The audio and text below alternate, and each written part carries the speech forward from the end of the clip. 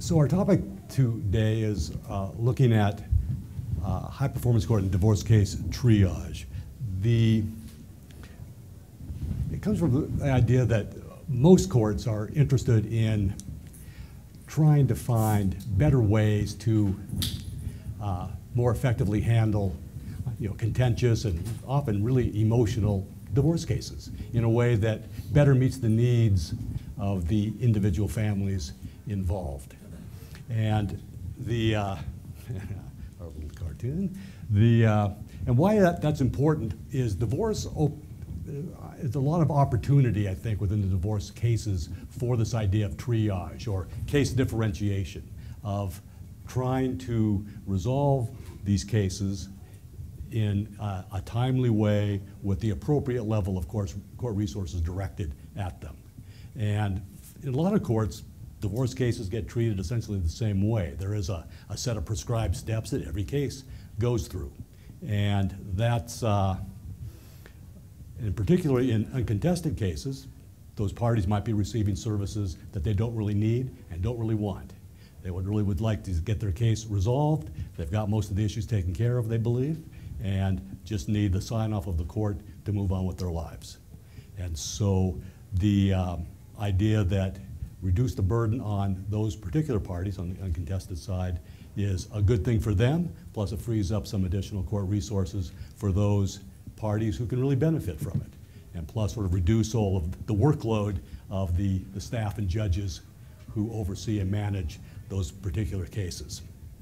And so this idea that differentiating cases or triage, differentiated case management, sort of similar terms for the idea of devoting the right amount of resources at the right time to get the right sort of outcome for individual cases. And use those resources wisely, because as we know, domestic relations courts, family courts, are never resourced or staffed at the level they should be. And this is a way to help preserve and enhance the quality of those resources. Through the generosity of the State Justice Institute, the National Center received a grant to look into developing a case triage instrument. The idea was to focus primarily on cases that are uncontested and those that have a good opportunity for early resolution. Certainly while the process varies from state to state and court to court, in most instances, divorce cases, there's an initial filing, there's service, and then there's either an answer or there's not. And in all of those early stages, there's a lot of opportunities for triage or for resolving the case in an early fashion that might benefit the parties and might benefit the courts. And so what we'd like to talk about today is we would like to review that instrument, that prototype instrument that was developed as part of this project, and that focus is more on the uncontested area of divorce. We have two other presenters, Deborah and Serpi, who will be discussing application of triage in their particular court and state, and how they've been working to develop a triage approach, and sort of under development in Nebraska, and it's in place in Cuyahoga, so be able to hear a little bit about that. And so, Shannon?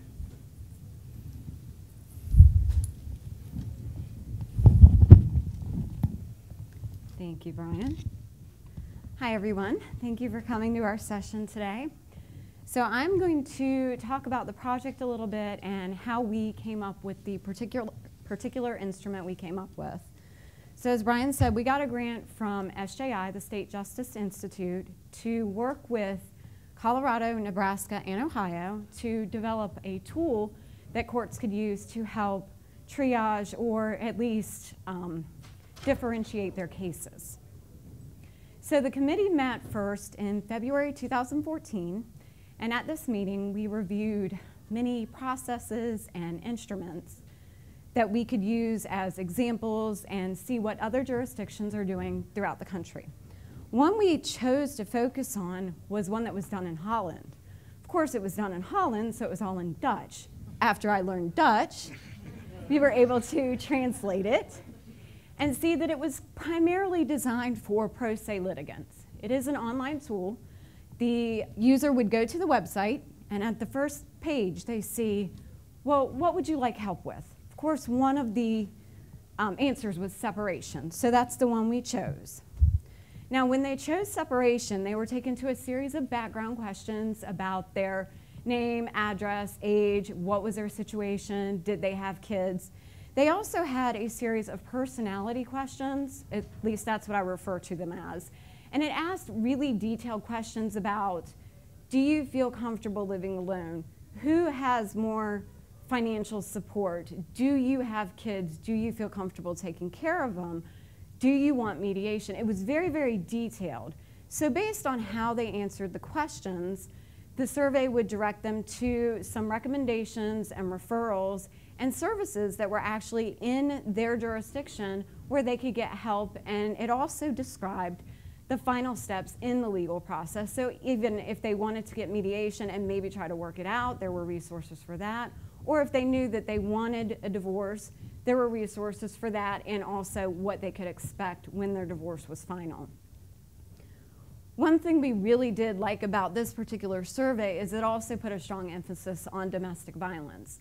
Throughout the survey, when I was going through and taking all the different options, questions, it stressed domestic violence, that if there was any indication of it whatsoever, the user should get out of the situation, call the authorities, and then it gave these different resources that the user could go to get help and assistance with domestic violence. After we reviewed that one, we did go through other tools at the meeting, different forms, intake forms. We also had a couple of experts in the field present on their processes that they're doing in their court. So we looked at all of this different stuff and thought about it, and then decided, okay, what are we trying to accomplish here? The purpose of screening is to grant judgment of divorce at the earliest opportunity that best meets the needs of each individual family, while also ensuring parties receive the level of oversight and support necessary for a fair outcome. That was our goal. However, we wanted to decide, how are we going to go about doing this? Do we want to get into a very detailed triage, case differentiation, or what else could we do? So as Brian pointed out earlier, there are those litigants out there who actually know what they want. They've worked out their separation plan. They've worked out custody. They just want to go get the process done, be done with this emotional, stressful time in their life, and not have to go through any kind of mandatory mediation or a 6-month waiting period or a year waiting period or any kind of therapeutic services. They don't want to drag it out. It would just make it worse for them. We decided to focus on this group of individuals because if we could figure out a way to get them through the system very, very quickly, then that would free up court resources to help those families who really need them. So what we came up with is the tool you see here, and you guys also have a copy of this as your handouts because I realize it's probably hard to see on the screen. And of course, the first thing we recommend is just background questions, name, address, what's the situation, whether they have kids.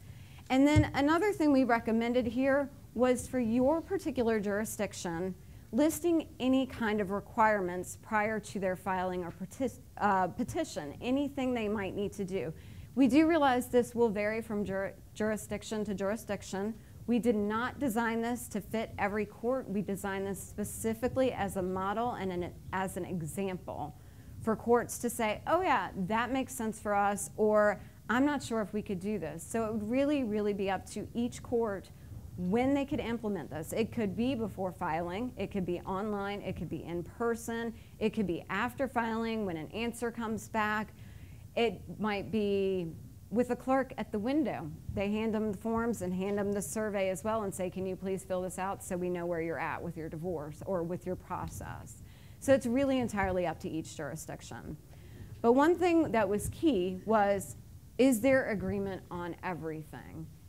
Do they have agreement on their division of property and assets and liabilities? Do they have a parenting plan if there's kids? Have they agreed on custody and visitation, child support?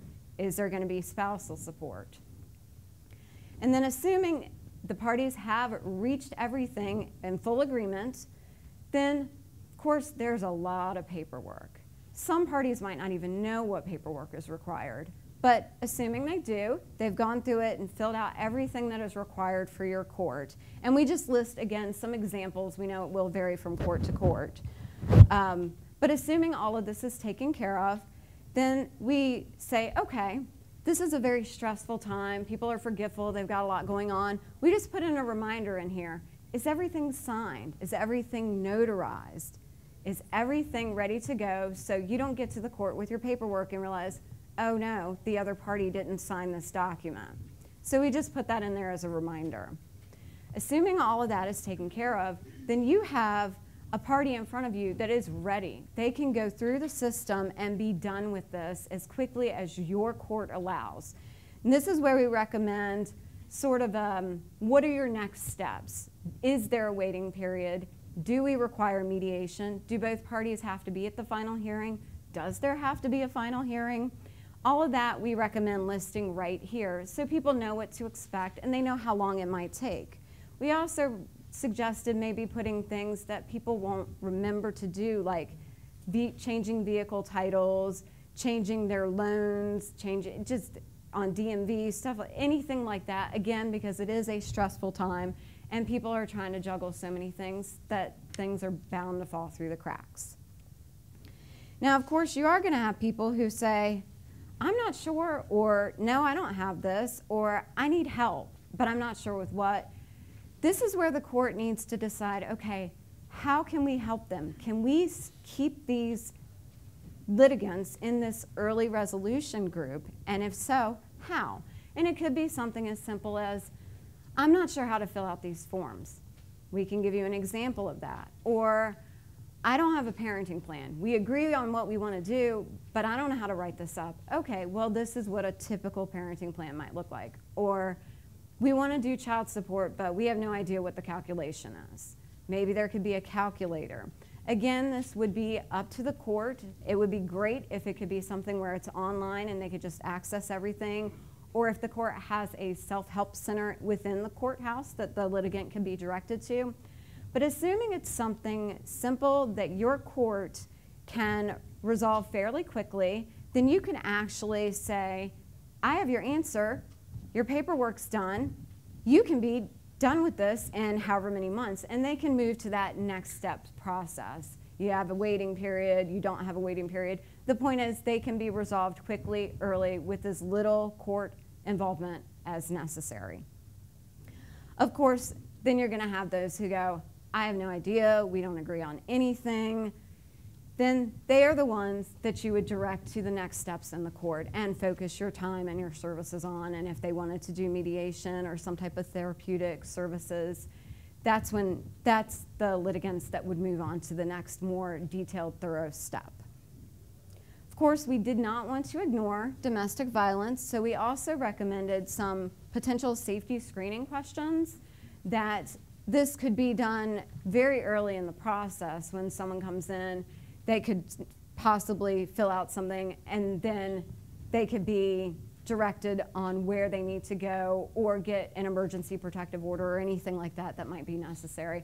Just a possible suggestion to add when doing this type of early pre-screening.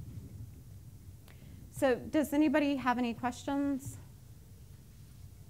I guess your pre-screeners are who? Well, that again is up to the court. It could be, this could actually be like the Dutch survey where it's online and the litigant, when they're ready, they just go on and they take the survey and the forms could be linked. It just depends on what your capabilities are. It could be a situation when they come to the court to file the petition, they're handed their packet and this is included in it along with the forms and requirements.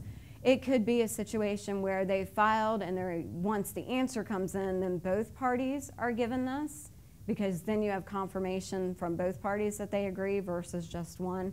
So it really would be up to the individual court and what your capabilities are. Yes, ma'am. Is this process only voluntary for them, or in many courts do they mandate this? Well, this again, it's not implemented. This is something we've designed the tools, so we're actually looking to pilot it. So it's not mandatory anywhere that I know of. Is that what your expectation would be, though? I would almost say yes, because it would be something where you are trying to determine which cases can go through the system very quickly, and if the litigants weren't willing to fill this out and give you the information you need, you would not be able to do that. What about in Holland? Do they require the parties to do this before they come to the court, or you don't know? I don't think so. I think this is just a self-help service that they can access and use as they wish.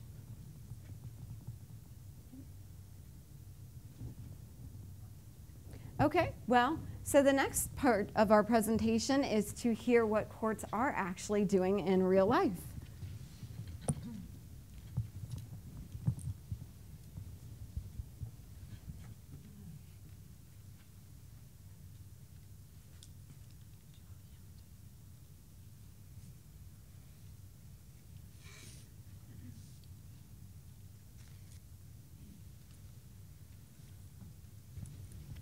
Okay. Again, my name is Deborah Denny. I'm from Lincoln, Nebraska. I'm with the State Court Administrator's Office in Dispute Resolution and Special Court Projects. And one of the special court projects that I'm working on is I'm working with the Chief Justice's leadership group who has a Parenting Act committee to look at high-performance domestic relations courts and triage. But I came up through the mediation arena. And so that's why I chose this cartoon, where the person's walking down the court hallway and wondering, do I go in the facilitation door? Do I go in the mediation door? Negotiation or arbitration? And while they're looking up at the doors, they're going to step into this pit called litigation. And my preference over the many years when I practiced law, I did domestic relations and child welfare and juvenile justice, all of those family kind of arenas. And also ran a nonprofit mediation center in Northeast Nebraska. I'm really big into thinking about systemic change to figure out ways to make the justice system more accessible to families so that they don't fall in the pit of the traditional adversarial process. And so that's why I was really fascinated with this whole idea of triage and differentiated case management in domestic relations cases. And I'd like to know, with a show of hands, how many here does your local trial court do differentiated case management for domestic relations cases? Could you raise your hand? Okay, so about 25% of you. And how many here, are you familiar with the distinction between the word tiered and triage?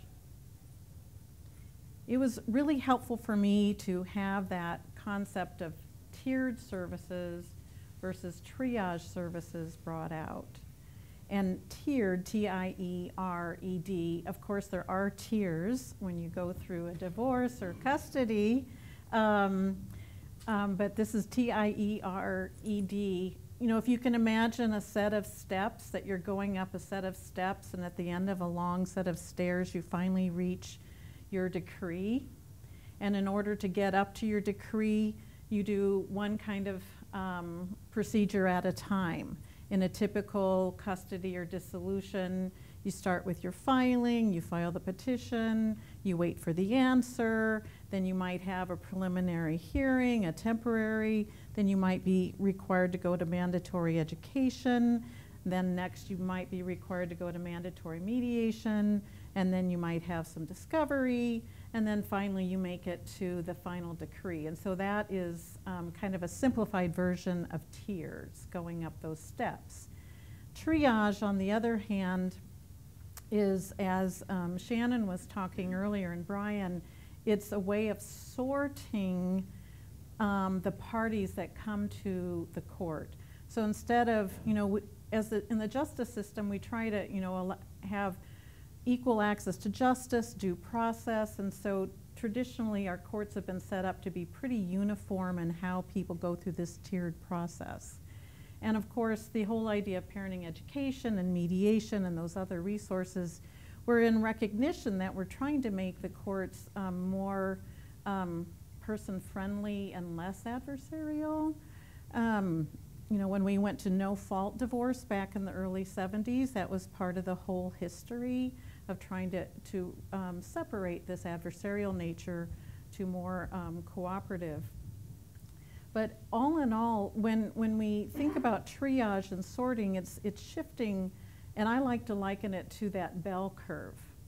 When you think of the bell curve of people that we see that are needing custody and dissolution orders, there's the easy people on the front end, the people who can come in and they have all of their paperwork done, they've decided what they want to do with their kids and their property, et cetera.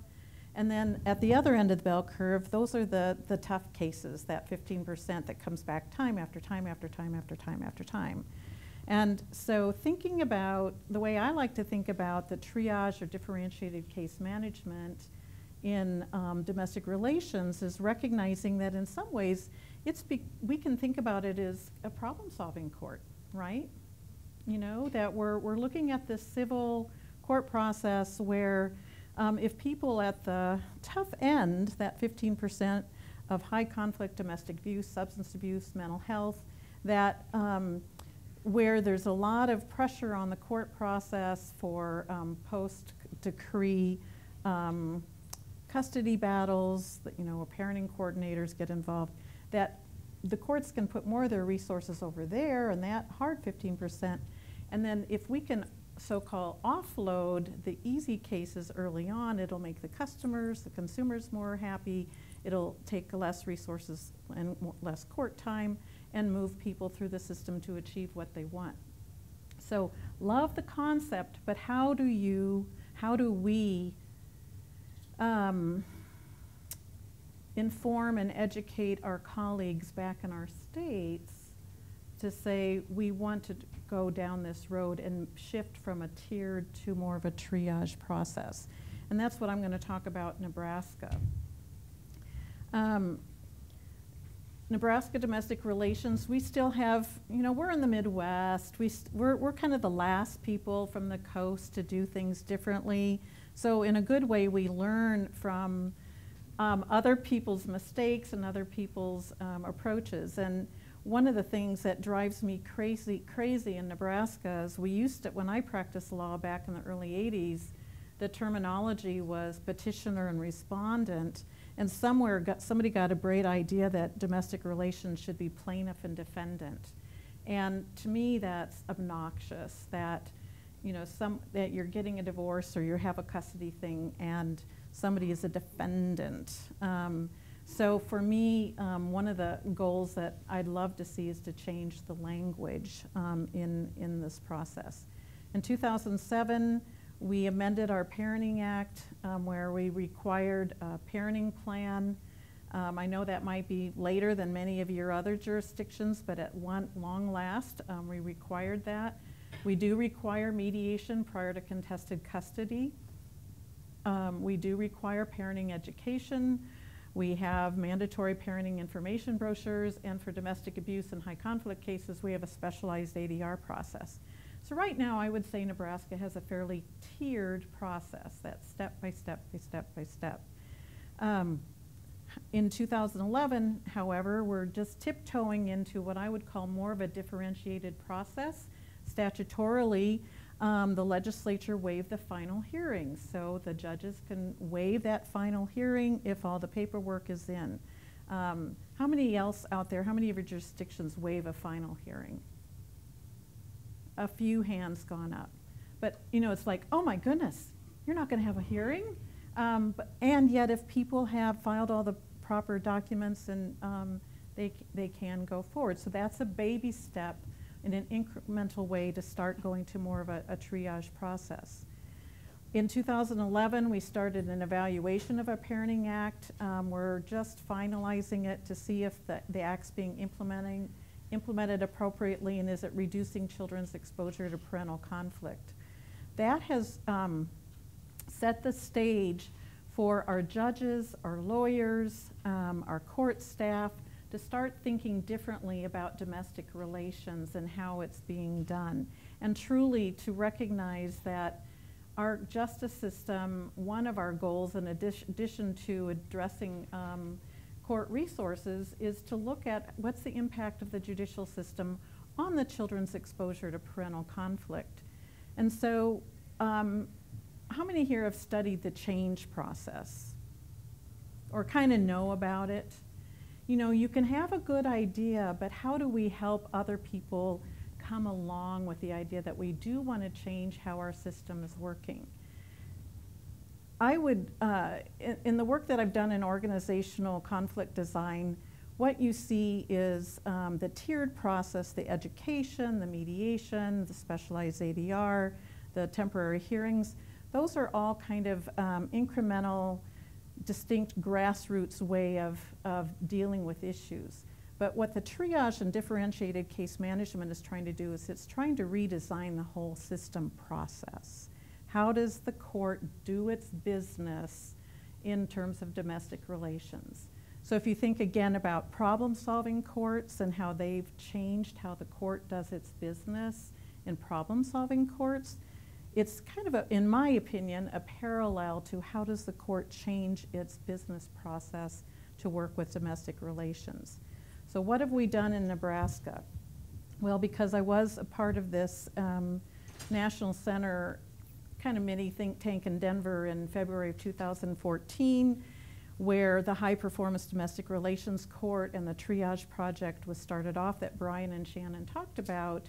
When I came back to Nebraska, I suggested to Chief Justice Heavican, could we invite the National Center to your annual Supreme Court Leadership Conference to talk about triage and differentiated case management? And so Alicia Davis from Denver came out and did a presentation to a group of about 40 trial court judges and appellate court judges on this concept. To me, that's kind of dipping our toe in the water to start introducing an idea. So that was a year ago. This year, at the Chief Justice's leadership meeting, I was part of the planning process, and we polled all of our judicial leaders across the state and asked them, what do you see are the emerging issues that your court is wrestling with at the trial court level? And we fleshed out about 30 emerging issues. And on the high end of those 30, we picked the top 6. And one of the top 6 was custody, parenting, domestic relations.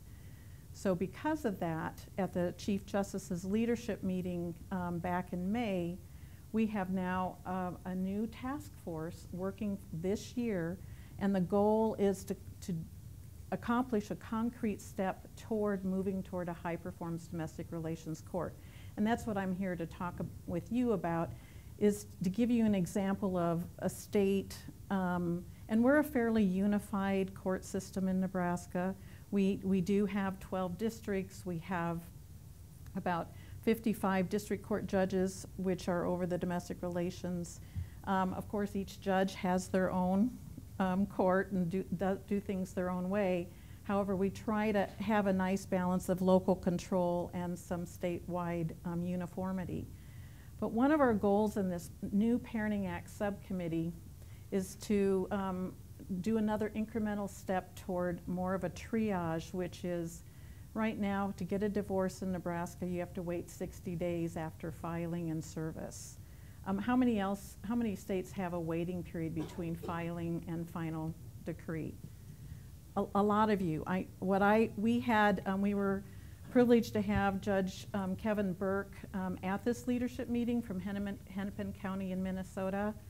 And he talked about in his court, they got rid of the waiting period, and if people come to him at the preliminary meeting, he doesn't have his robes on, he's just sitting down meeting with them within 3 weeks of filing and service.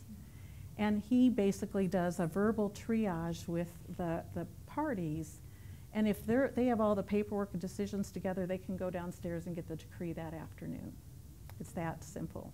I thought that sounded pretty awesome. So I'm just going to stop with that and transition over to my friend Serpy, who has a lot of on-the-ground triage activity in Cuyahoga County, Ohio.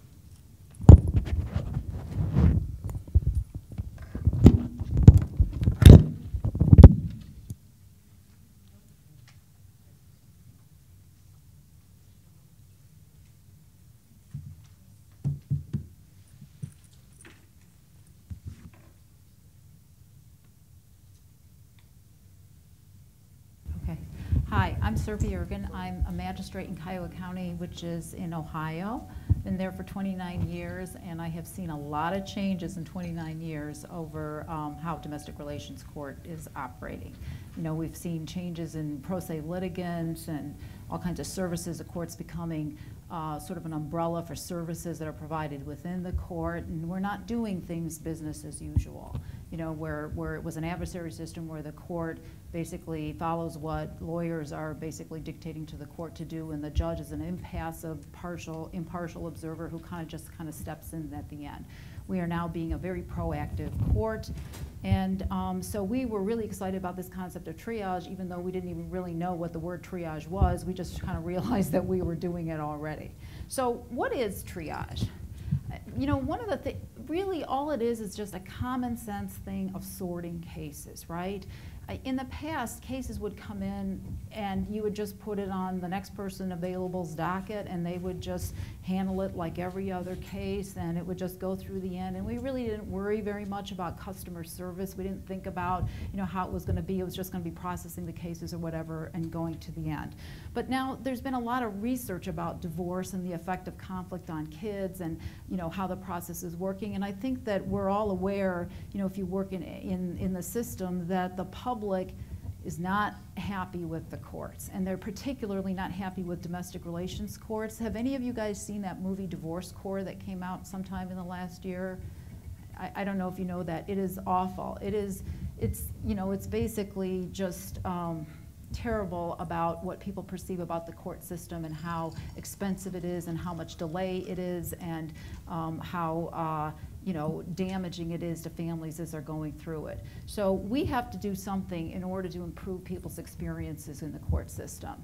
And so one of these ways that we can do it is through triage. Triage, you know, it's, you know, we're borrowing that word for the medical community, but really it's an aggressive and proactive form of case management. That's all it is case management. We're sorting cases, you know, according to whatever, you know, decision points we can find, variables that we can use to sort cases, and we're trying to deal with them as they're going along. And it is important to link the parties with the services and the programs and the information. Maybe it's just information that they need. They are going through a system, many of them are pro se, they don't know how the system's going to work, they need some help, but they're having trouble even articulating what kind of help that they need. They don't even know who to ask, where to go to, or anything. So, and what we do currently, or what we've always done, is put them into this system where we're giving them all this due process. That's what we're about as courts, right? We provide due process, we make sure that the process is fair, but we overdose people. I mean, we give them this, we give them this, we give them this, we make them come back down to court over and over. They take off time from work, they have to pay for parking, they have to pay for childcare, they come down to court, they don't know what they're doing there, they don't know why they had to come in the first place, and they're going through this waiting period, and for what? Why are we making them do that? So one of the things that I've always been interested in is therapeutic jurisprudence. You know, the idea that our laws, our policies, our programs, our procedures, our rules shouldn't hurt people, they should help people. I mean, just like in medicine, the treatment provider who's taking care of the patient shouldn't be harming the patient, right? So we're like that. We're the justice system. In trying to administer justice, we shouldn't be hurting people. We should actually be trying to help them. And if we actually looked at, you know, how our policies, how our laws, our procedures impact on people that way, whether it has a detrimental effect or if it has a beneficial effect, we might find that, you know, we really could do things a little bit better for people. And I think it's important for us as domestic relations court to kind of take the lead on this, because most people who are involved in this in the justice system, they're coming in, their exposure to it is through domestic relations court. They might have a traffic case here and there, but they're not going to have a tort case. They're not necessarily going to have a criminal case, but they surely are going to have a divorce case at some point, or some member of their family. And that's what their perception of the legal system is through the way that they are treated in the divorce process. So the idea is that the court has to pay attention early to these cases. We can't just put them on a conveyor belt and, as Brian was saying, you know, a prescribed series of steps that we're going to put them through. We have to teach each case individually in order to do individual justice in individual cases. So the National Center's approach at looking at this when we met in Denver and tried to figure out, you know, how should we conceive this project, was that we should try to take out, as Shannon said, the cases where the people pretty much have an agreement or very close to getting an agreement, and how could we kind of pick them off and steer them through and get them through this process in an expedited way. And so we came up with this tool, which is, as Shannon said, it's very flexible. It's not meant to be the be-all, end-all of everything. It's probably should be considered a work in progress, because you're going to adapt it in your courts and maybe create a series of questions that's going to work for you. But it's a way of sort of thinking about how we would go about doing this. So the National Center's approach was look at to see whether do you have an agreement on all the issues and do you have all your necessary paperwork done. Because people can have agreement, but they have no idea how to actually put it in a shared parenting plan, right? Or they just need a form separation agreement. Or they have a pretty good idea what the child support should be, but they have no idea how to compute it or have access to the actual guidelines. And in my state, of all things, we don't have the child support guidelines available. It's all proprietary software, and no one can get it unless you go to a lawyer or you pay for a company to do it for you, which is, to me, is just crazy. So the idea was that we need to link people to these services, and you know that pretty much is the hallmark, though, of Triage, is that you have to have services to link people to, you know, and the services could be really something broad. It could be plain old information, about the divorce process. It could be information about getting court forms or how to fill out court forms. It could be a link to legal aid. It could be a link to attorneys who do unbundled legal services. It could be links to mediators who are outside of the court or mediators who are in court. It could be a pro se clinic where they will help them work through it. It could be an accountant who's willing to take some time and show you what the impact of a divorce would be on you financially. It's all kinds of different things, but how do we get these, how do we link people to these services and get them even to be thinking about how they would ask these questions? So our court, I wanted to tell you a little bit the way our court approaches it. Ohio is a really highly decentralized state. We have 88 counties. We don't have an AOC. We don't have any consistency or uniformity in the way one court does it, or even the way an individual judge might do it within the same court. It's kind of all over the place.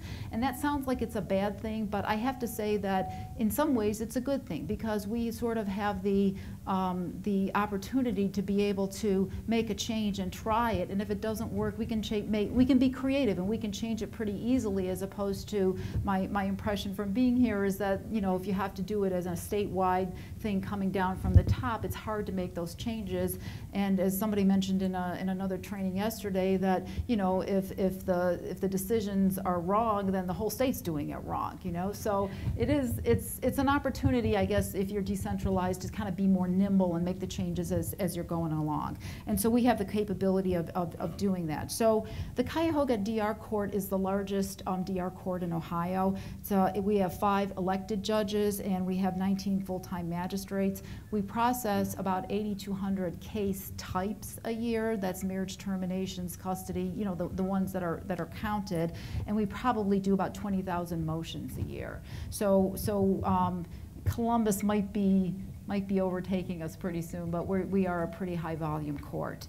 In our court, we assign cases to 4 separate dockets, and I gave you the paperwork out there because it's hard to see on that screen, but that was just to kind of give you an idea. So we have lots of people working at the court, and so when the cases come in, they're going to be assigned either to a marriage termination docket, or if it's post-decree, it would be a property division enforcement docket, or a custody or visitation, modification, or enforcement. Support, those are 4D magistrates, and then DV. So once the case is filed, there's a case designation sheet that lets us know right away what type of case it is, and then it'll go down those tracks and to the appropriate people who will handle it.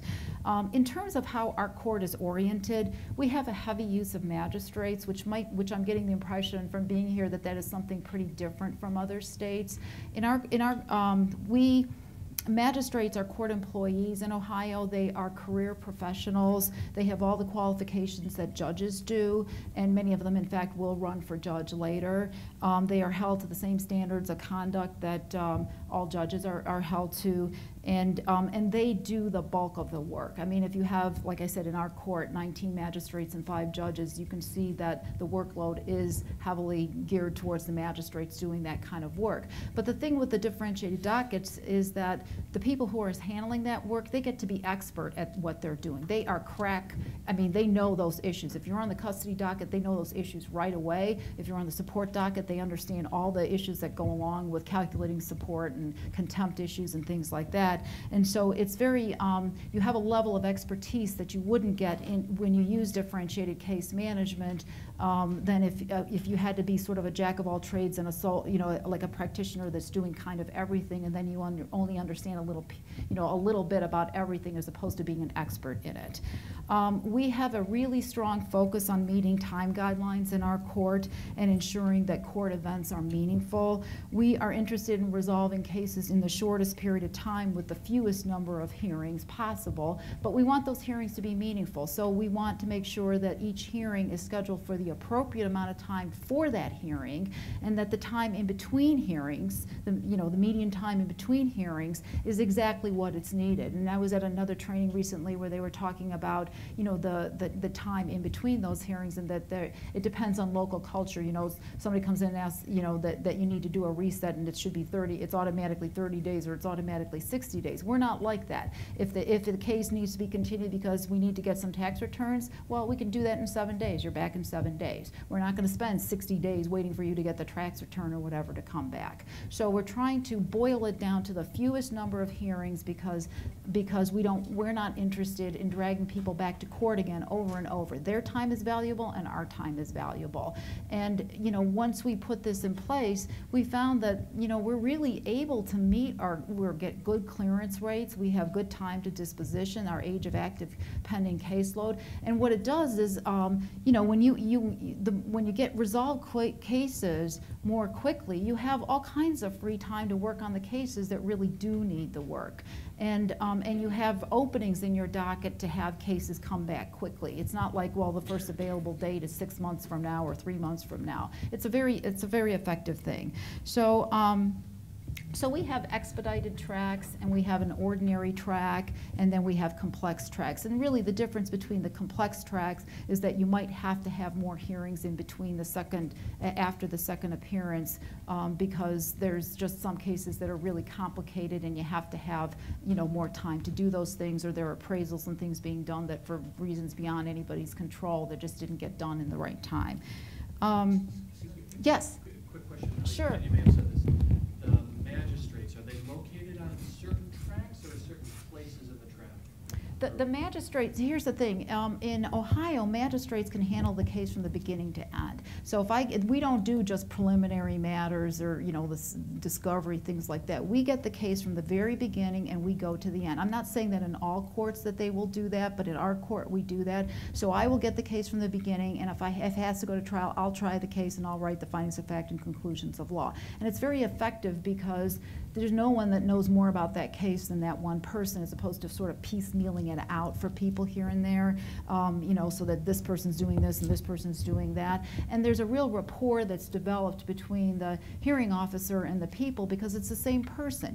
They get a trust level with us, so that when I say, I think that might be something that you should seriously consider, they get it, right? As opposed to, when am I going to see the judge, and I only see the judge at the end and they're sitting way high on the bench and I don't know him and he doesn't know me.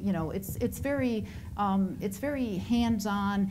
And so what we do, one of the things I wanted to get back to was the sorting of the cases. So one way that we sort cases is at filing time. And we have this in Ohio, what I think is a great thing is that there's a statutory filing called a dissolution, which is separate from divorce. It's a marriage termination, but it's done by the parties both petitioning to the court asking to terminate their marriage. And when they file that, they have to have the separation agreement and all the paperwork done at the time of filing. So once that case comes in and it's designated as a dissolution, that's expedited. It's going to be, by statute, it has to be done between 30 and 90 days, but we will always schedule it on the 31st day, and unless something goes wrong and they need a continuance. So those cases are done very quickly, and we also have a statute in Ohio that says that if dissolutions are the result of a collaborative law process, they can get their case done even before 30 days. They could even get it done 10 days after filing. So that is a great way of differentiating and not just putting them on the track to come down to court over and over just to find that out, because we know that in advance.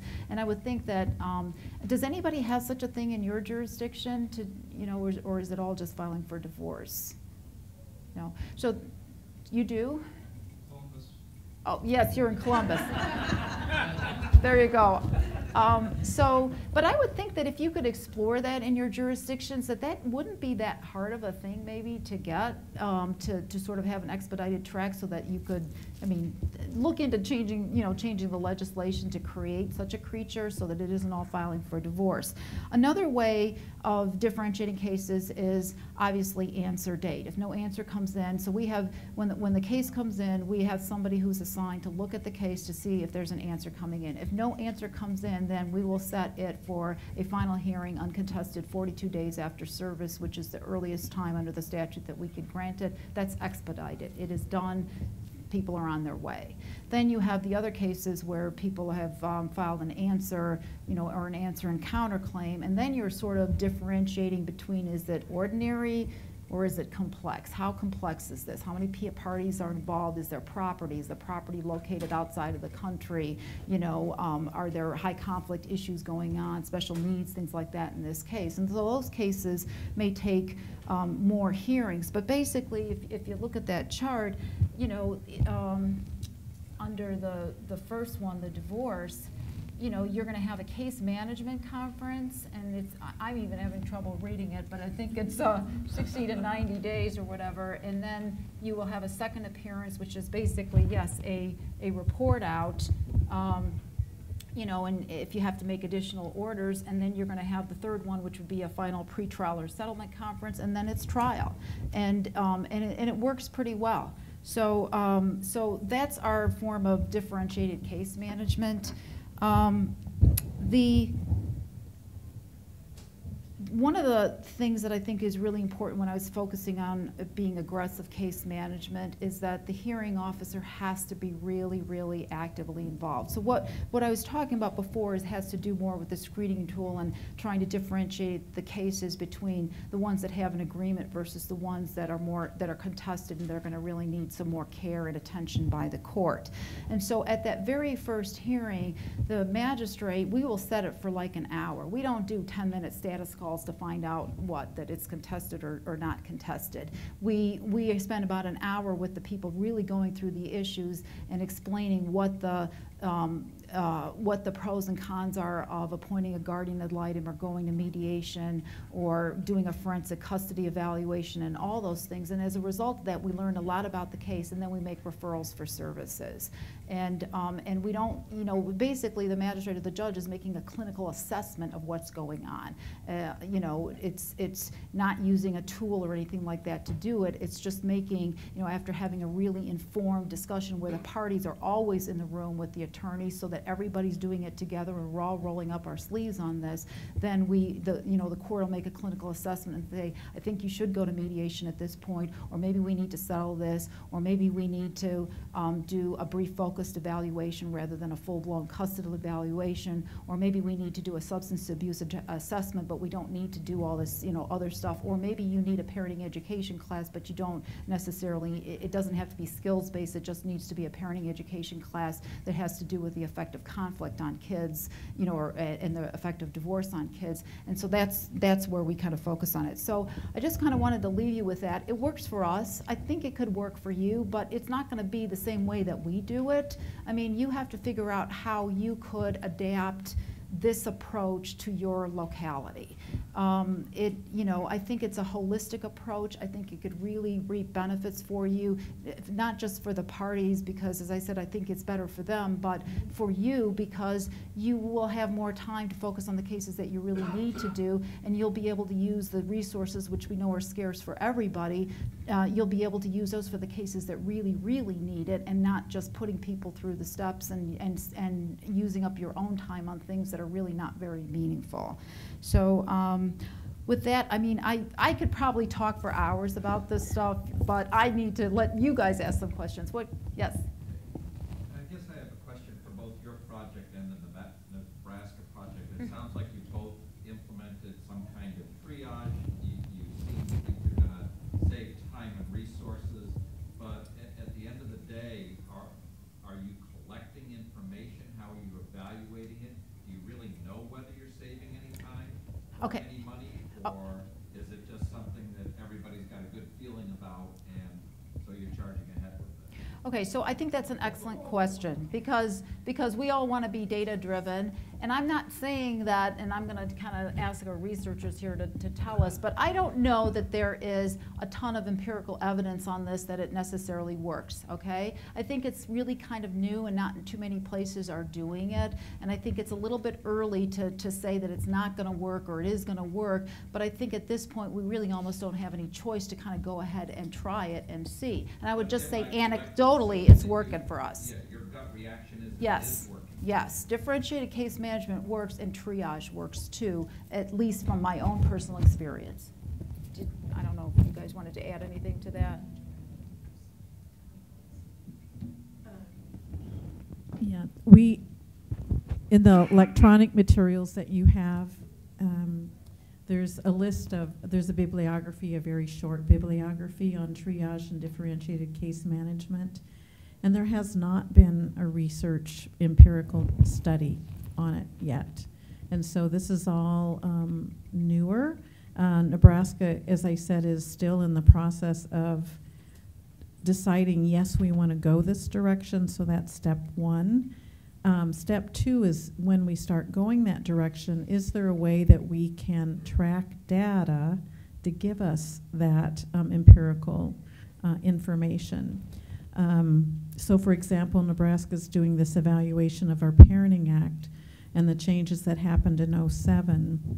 What we have seen is that it has decreased case management processing time from start to finish because of the act, and so we've collected that data. We studied 600 dissolution cases over a 10-year period and collected over 183 data points on each one. It's that kind of evaluation data collection that I think is fairly new for courts to do. So it's something for all of us to think about. In either of your cases, did you have to add staff to do this, or reduce staff, or you just reallocated resources? For us, didn't change any staff, because actually we're already doing it. Like I said, you know, our magistrates do it. We make a clinical assessment. But what we are going to do, and I think this went back to a question that somebody else earlier, it says, who's doing this and when are you doing this? The way to do this, I think, it can be multiple ways. One way to do it, and I think we're going to do this, is to put it on our website. Not exactly like that, but to sort of create like a TurboTax type of questions with skip logic that will get them thinking even before they even file, when they're just considering filing, that will take them through the steps and consider, do you have this, do you have this, do you need this, do you need help with this, and provide them those linkages before the court even gets involved. Another way to do it would be at the time that they file, to have them, you know, to do that there. Another way to do it, I guess you could have a case manager or somebody assigned and make them both come down to court later and then administer it to them, but that would require another step in the process and maybe adding somebody else to do it. Another way to do it would be maybe right before that first court event, so that the magistrate maybe would have less time, or the judge does this too on their cases, but they would spend less time actually asking the questions. They could have the questionnaire, maybe kind of filled out ahead of time, and then go into the hearing armed with a little bit more knowledge about what it is that these people need. But again, I mean, the idea behind this is that there are people who are in need of surgery, and when we put them on that conveyor belt, we're basically taking their temperature over and over when they need immediate surgery. And then there are other people who need a Band-Aid, and we're doing surgery on those people, and they don't need that, right? So it's just a way of really being proactive and looking at these cases and really being individual about these cases, as opposed to just the standard let's do business as usual. So, yes. So you said you had 19 general magistrates in here, Yes. and you have 5 judges. Yes. And the magistrates, they do cases from the beginning to the end. What cases would actually be referred to a regular judge then? What does the regular judge do? All the cases our judges are elected, and all the cases are actually assigned to the judge. But when the judge gets the case, the judge routes them to who they want to hear, right? So our judges don't like to do post-decree, and they don't like to do the support cases. They like to do the marriage termination cases. And so so they will divide up the marriage termination cases between a trial magistrate, not necessarily a good use of the word, but they'll divide up the cases with a person who's assigned specifically to work for them, right? Then the post-decree docket is handled by me and 5 other magistrates. The support docket, post-decree support docket, is handled by 7 magistrates, and the DV docket, which is really our growth industry, is handled by 2 magistrates who are just do only that. And so the judges, but one of the things, the magistrates will make, they'll file recommendations and things, but the judge has to independently review every one of them. I mean, they don't just rubber stamp them. They do review them. But as I said, these people are career professionals, and they know what they're doing. So unless something was really odd, probably 9 times out of 10, or even more than that, they're going to just, they'll review objections as an objection process, but they're going to most likely overrule any objections to the magistrate's recommended decision. So.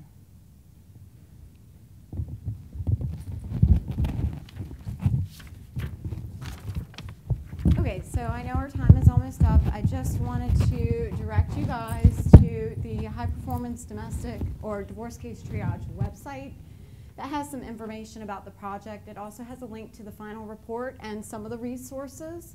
Included in your materials was also a list of resources that you could use to just see some of the stuff that we reviewed when we were doing this process. Excuse me. And if there's any questions or you want some more information, of course, feel free to contact any of the 4 of us. We could certainly direct you to all the stuff that we used. And we hope at some point to get the final paper published as an article. So hopefully that'll be a resource as well. Okay, did you guys have any other questions? Yes. Do parties have opt-out options? Like you suggest some of those menu, but the parties do not want to do it. They can do that or not in practice? Well, I think it depends, again, on how you're going to implement this type of pre-screening, because Deborah and Serpy both gave really excellent examples. They have their mandated fast track that if everything's in order, they're put on this track in Ohio and they can go and be done with it. And then Deborah was giving that great example where the judge actually calls them in and sort of does an interview with them, and if everything's in order, then they can get their degree right away, which is amazing. So that, I would imagine, it would just be what the court could do. It would be up to you guys if you think it would be worth making it mandatory or letting them opt out. So how you case, when case comes with custody, you do dissolution first and deal with custody later?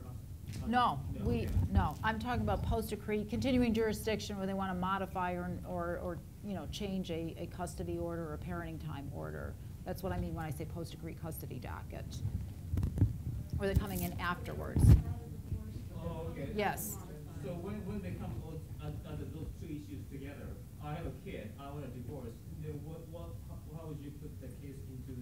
It goes under the marriage termination because, you know, whoever's handling that divorce case is going to handle all the issues in that case. So it would be, you know, here it would be one of these ones up at the Right, top. but it doesn't say anything about the custody though. I'm just really confused about this chart because some idea, if the case comes with those two issues, either If there's just plain custody. Yeah. Because in Norfolk, we do custody first, so that the parent doesn't use kid issue as a hostage to the divorce. If we can get them to resolve the custody issue while the divorce is pending, we will get that piece done as soon as possible, right? So we don't wait, but we don't technically grant a divorce without doing all the issues that have to be done, which is property Okay. division, spousal, child support, and child custody and parenting time. Anything else? Okay, well, thank you guys for coming.